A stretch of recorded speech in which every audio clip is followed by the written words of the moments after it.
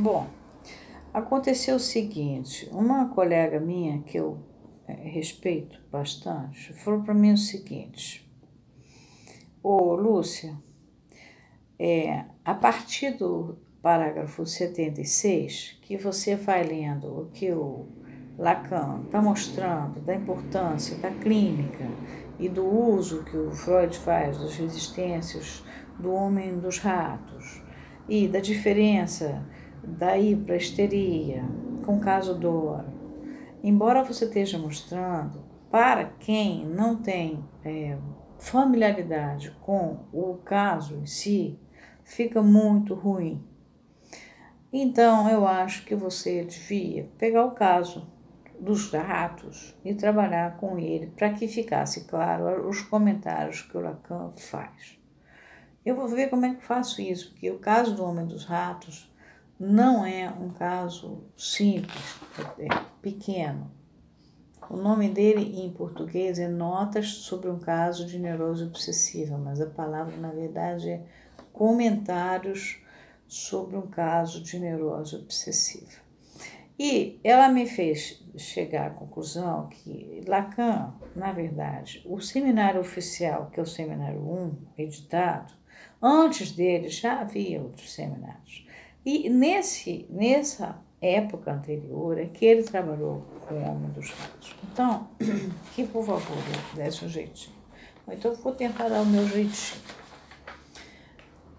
Eu vou ler um pouco da nota do editor inglês sobre esse caso, que diz o seguinte: o tratamento desse caso por Freud começou a 1º de outubro de 1907.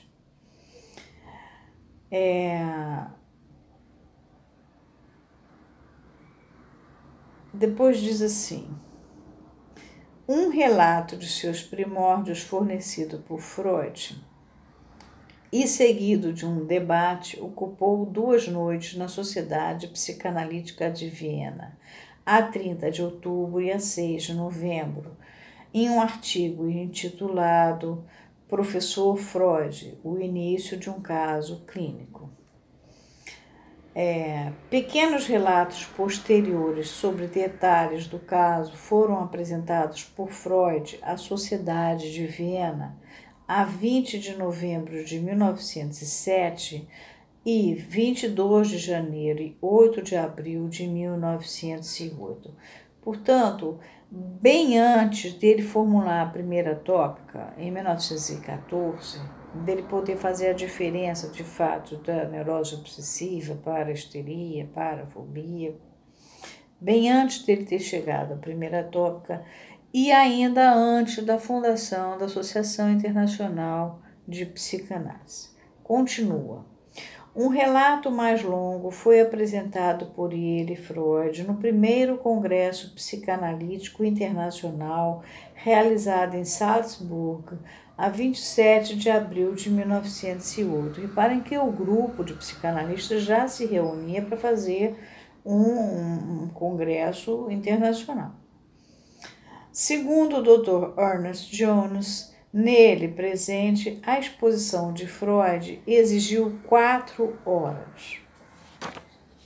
Bom, eu vou ler as notas do caso, que na verdade não são notas a palavra, são notas. São comentários sobre um caso de neurose obsessiva, a introdução feita pelo Freud. Vocês vão ver que é muito claro, Freud, muito fácil de ser compreendido. Introdução. O assunto contido nas páginas a seguir será de 2 categorias. Primeiramente, fornecerei alguns extratos fragmentários oriundos da história de um caso de neurose obsessiva. Esse caso, julgado por sua extensão pelos danos de suas consequências e pelo próprio ponto de vista do paciente a seu respeito, merece ser classificado como um caso relativamente sério. O tratamento, que durou cerca de 1 ano, acarretou o restabelecimento, que durou restabelecimento completo da personalidade do paciente. Reparem as palavras que ele usa. Ele parece um médico fazendo um relato mesmo. Bem como a extinção de suas inibições. Ele ainda não tinha chegado em inibição, sintoma e angústia, que vai chegar só em 1920, lá para cima, 25, sei lá. Então, ele está falando em inibição aqui como inibição. Em segundo lugar, partindo-se desse caso, levando-se em consideração outros casos que analisei anteriormente, farei algumas assertivas de caráter aforístico, fora de conexão, sobre a gênese e o mecanismo mais estritamente psicológico dos processos obsessivos. Reparem que Freud também não usa a palavra origem, ele não é chegado a uma ontologia platônica, é gênese. Assim, espero desenvolver as minhas primeiras observações sobre o assunto, publicadas em 1896. Desde 1896, ele já vinha trabalhando com isso. Em 1896, o trabalho se chama Novos Comentários sobre as Neuropsicoses de Defesa. Está na seção 2, a natureza e o mecanismo das neuroses obsessivas. Um programa desse tipo parece exigir de mim alguma justificativa. Isso porque, de outro modo, se poderia pensar que encaro esse método de fazer um comunicado como perfeitamente correto e como um método a ser imitado, ao passo que, na realidade, me estou ajustando a obstáculos, alguns externos e outros inerentes ao próprio assunto. Eu teria com satisfação comunicado mais coisas, caso me fosse certo ou possível fazê-lo. Não posso fornecer uma história completa do tratamento, porque isso implicaria em entrar em pormenores das circunstâncias da vida de meu paciente. O premente interesse de uma grande cidade voltada com uma especial atenção para as minhas atividades médicas proíbe-me de dar um quadro fiel do caso. Por outro lado, vim progressivamente a encarar as distorções de que comumente se lança mão em tais circunstâncias, como inúteis e passíveis de objeção.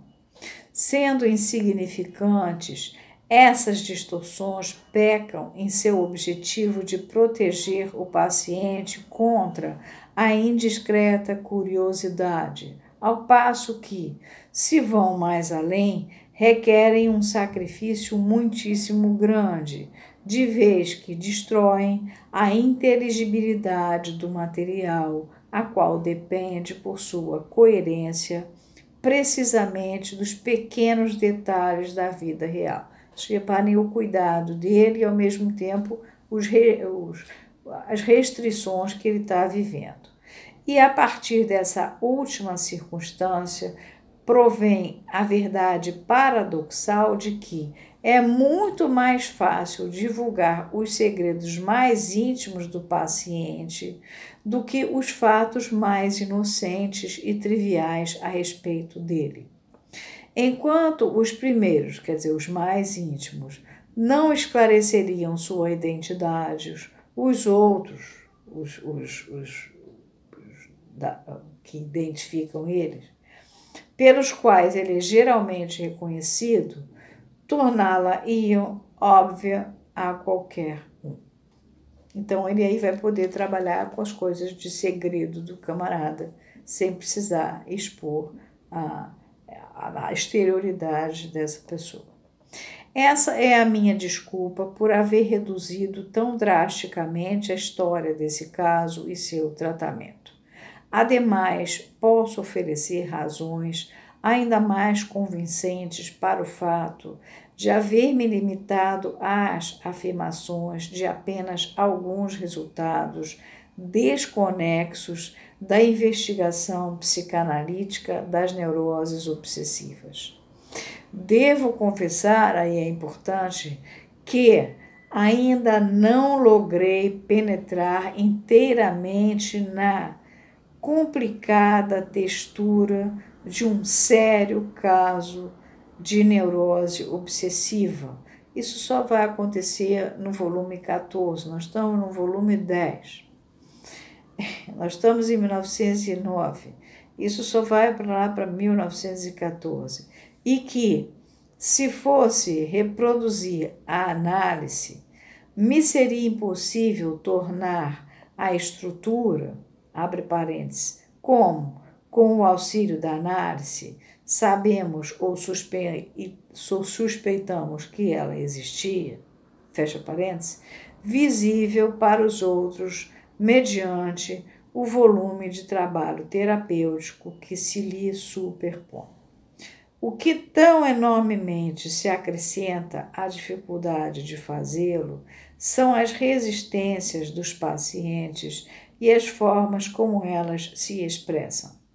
Contudo, mesmo não levando isso em consideração, é preciso admitir que uma neurose obsessiva não é em si algo fácil de compreender. É muito menos fácil do que um caso de histeria. Eu tinha comentado isso com vocês. Na realidade, o fato é que esperaríamos achar o contrário. A linguagem de uma neurose obsessiva, ou seja, os meios pelos quais ela expressa seus pensamentos secretos, presume-se ser apenas um dialeto da linguagem da histeria.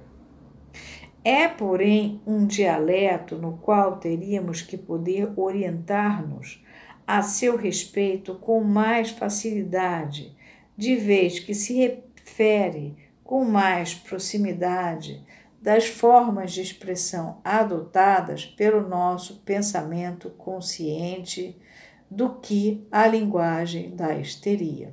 Sobretudo, não implica o salto de um processo mental a uma inervação somática, conversão histérica, que jamais nos pode ser totalmente compreensível. Talvez seja apenas porque estejamos pouco familiarizados com as neuroses obsessivas que não vemos essas expectativas confirmadas pelos fatos. As pessoas que sofrem de um sério grau de neurose obsessiva só se apresentam com muito menos frequência a um tratamento analítico do que os pacientes histéricas, os que são histéricas, estruturas histéricas.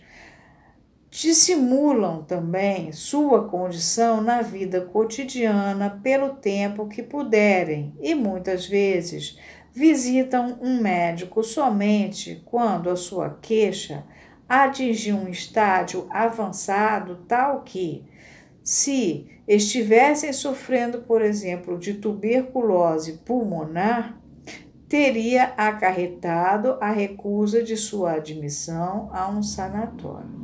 Ou seja, os neuróticos obsessivos já chegam muito mal. Faço essa comparação porque, como acontece com a infecciosa doença crônica que acabo de mencionar, podemos apontar inúmeros êxitos terapêuticos notáveis em casos sérios, não menos do que em casos brandos de neurose obsessiva, onde estes foram manipulados em um estágio precoce. Nessas circunstâncias, não há alternativa senão relatar os fatos de um modo imperfeito e incompleto, no qual eles são conhecidos e pelo qual é legítimo que se os comunique. Os fragmentos de conhecimento oferecidos nessas páginas, embora tenham sido reunidos com suficiente laboriosidade, não podem em si dar provas de satisfazerem a contento.